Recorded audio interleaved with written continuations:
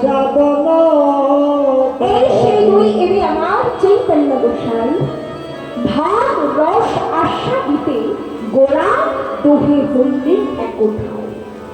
রাধারানীর তিনটি ভাবকে বোঝার জন্য এলেন।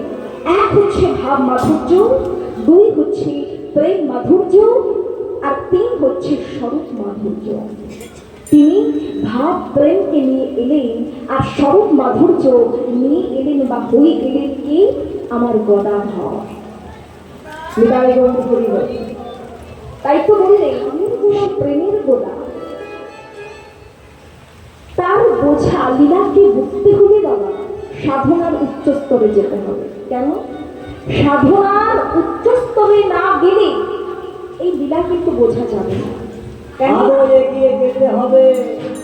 এই প্রাকৃত জগতের নিয়ম অনুসারে বুঝতে চেষ্টা করলে জীবন বিভ্রান্তি হয়ে যায়। এতেই হয়ে যায় মুশকিল। ভগবত অপরাধ আর নাম অপরাধ। হরিবাসর এসে যদি বাবা ভগবত অপরাধ, এক হচ্ছে বৈষ্ণব অপরাধ আর হচ্ছে নাম অপরাধ। ভগবান সইতে পারে না। হ্যাঁ, বৈষ্ণব অপরাধ নাম অপরাধ যদি কখনো মনে চলে আসে, রাধা কৃষ্ণকে নিয়ে যদি কখনো কোন চিন্তা চলে আসে বাবা, হয়ে গেল তোমার সাধন ভোজন হয়ে গেল, সব ভূমিষ্যাৎ, মনে সন্দেহ রাখা যাবে না। হ্যাঁ, তাই তো বললেন, স্বয়ং গোবিন্দ বললেন, আমি প্রেতবাস কিশোরীর দাস, এ হেন সন্দেহ যার কোটি জন্ম ভজে আমারে বিফল ভজন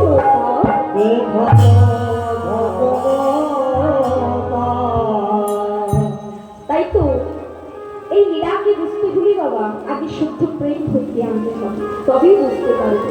কেননা গুপ্ত বৃন্দাবনে গোরা আমার ভক্ত বৃন্দকে নিয়ে, অর্থাৎ বহির ভক্তকে নিয়ে করে নাম সংকীর্তন, অন্তরঙ্গ ভক্ত বৃন্দকে নিয়ে করে রস আস্বাদন।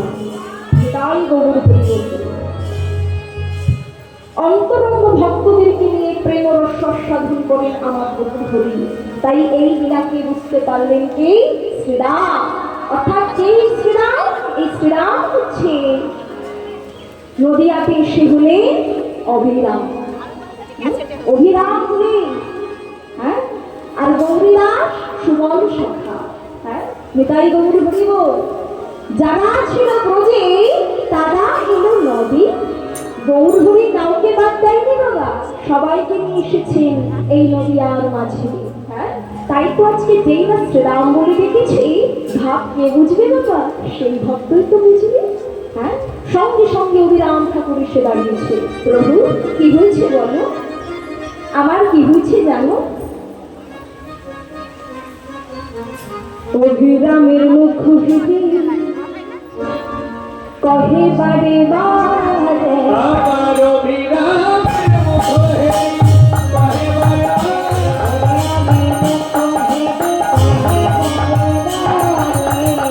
অভিরামের মুখ কহে বারে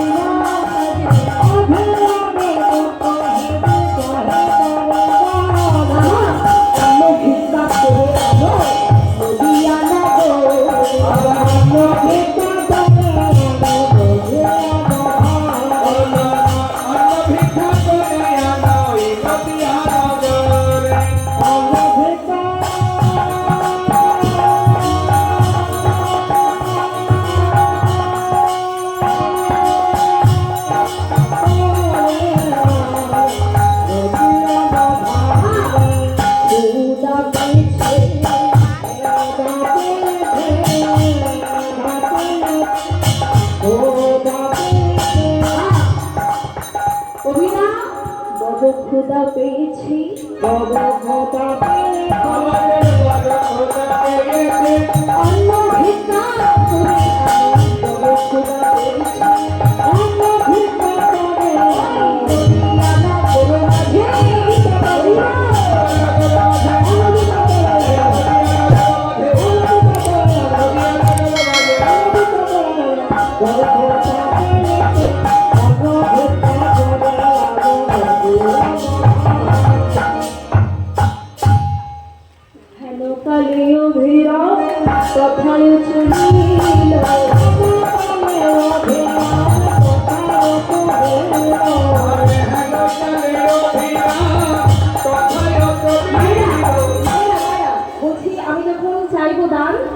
দেবেন, আপাতত একটু বসেন, নইলে দেখা ঘুটে যায়। হ্যাঁ, আচ্ছা দিন, অবশ্যই দেবেন, ভিক্ষা না করলে তো হবে না।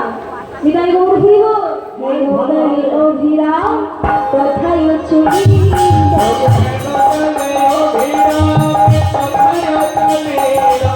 লোচনতা শুনে আনন্দে ভরিয়া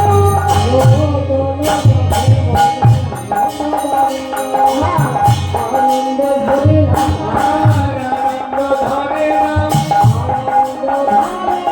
তদকর্তা লোচনতা আনন্দ ভরিয়া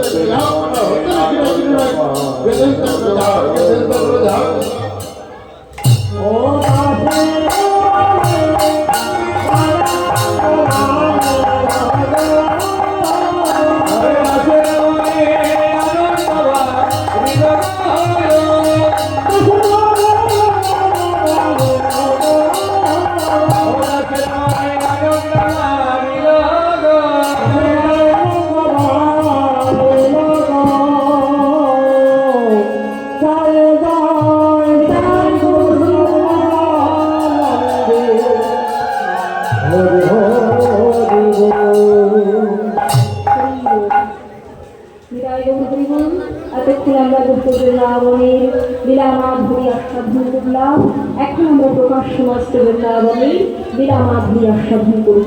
দেখুন বাবা, যেথা হয় নাম সংকীর্তন, সেথা হয় মধুমস্ত বৃন্দাবন।